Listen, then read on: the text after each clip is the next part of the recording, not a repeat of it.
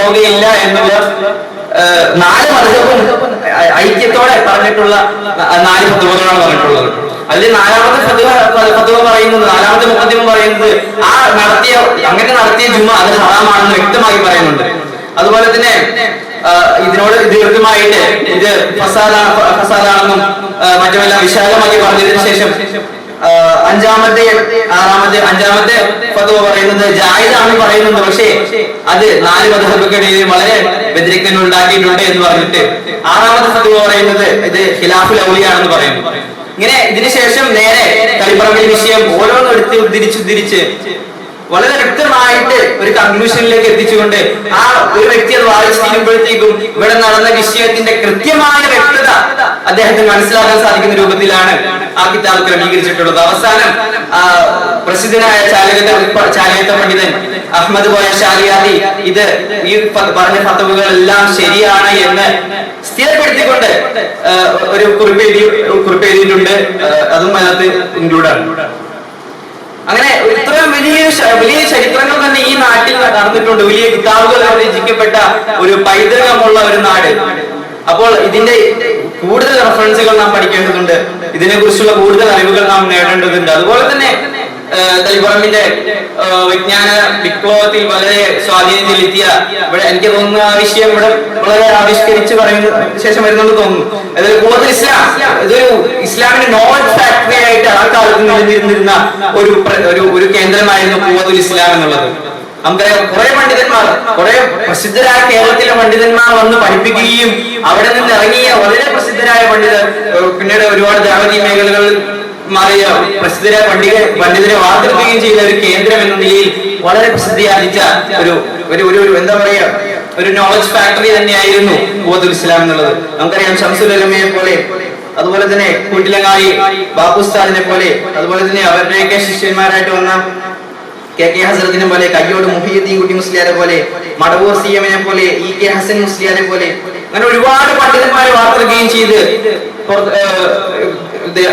ത്തിനായി പുറത്തേക്ക് വിടുകയും ചെയ്ത ഒരു കേന്ദ്രം എന്ന നിലയിൽ ഇതൊരു നോളജ് ഫാക്ടറി ആയിട്ടാണ് കേരളത്തിൽ ഉൾത്തിരിഞ്ഞിട്ടുണ്ട് എന്ന് നമുക്ക് മനസ്സിലാക്കാം. ഇത്രത്തോളം വലിയൊരു ഇസ്ലാമിക പൈതൃകത്തെ, കേരളത്തിൽ തന്നെ ഇത്ര വലിയൊരു ഇസ്ലാമിക പൈതൃകത്തെ ഉൾക്കൊണ്ട ഒരു പ്രദേശമാണ് തളിപ്പറമ്പ് എന്നാണ് ഞാൻ ഇതിലൂടെ കൺക്ലൂഡ് ചെയ്യുന്നത്.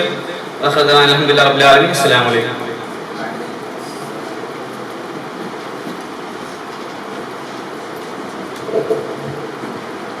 ഇപ്പോൾ തളിപ്പറമ്പിന്റെ പരമ്പരാഗത ചരിത്രങ്ങളിൽ നിന്നും ആധുനികതയിലേക്ക് വന്ന ആ ഒരു ദൂരം വളരെ കൃത്യമായി നമ്മുടെ ചെയർപേഴ്സൺ മുതൽ അവസാനത്തെ ആ ഒരു പേപ്പർ പ്രസന്റേറ്റർ വരെ വളരെ കൃത്യമായി അതിന്റെ ഓരോ പ്രധാന തലങ്ങളിലെ കൂടി കടന്നുപോയി.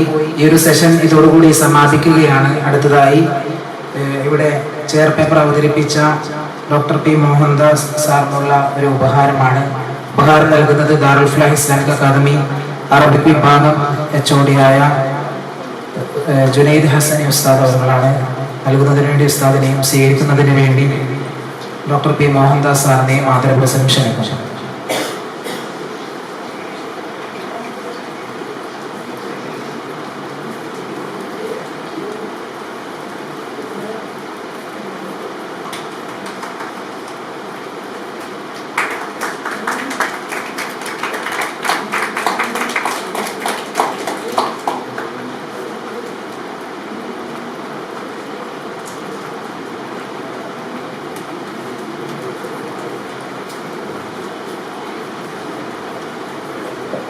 രാവിലെ മുതൽ നമ്മളിവിടെ 2 സെഷനുകൾ പൂർത്തിയാക്കുകയാണ്.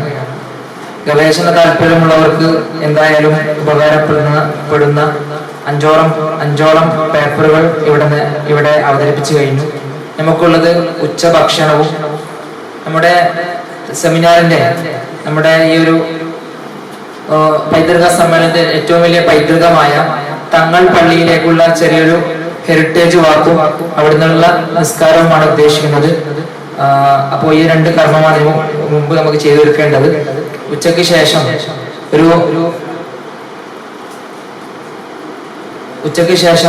നമ്മൾ ഒരുപാട് ഒരു മാസക്കാലം ഗവേഷണം ചെയ്ത് തയ്യാറാക്കിയ ഒരു ഡോക്യുമെന്ററി പ്രദർശനം കൂടി ഉണ്ടായിരിക്കുന്നതാണ്.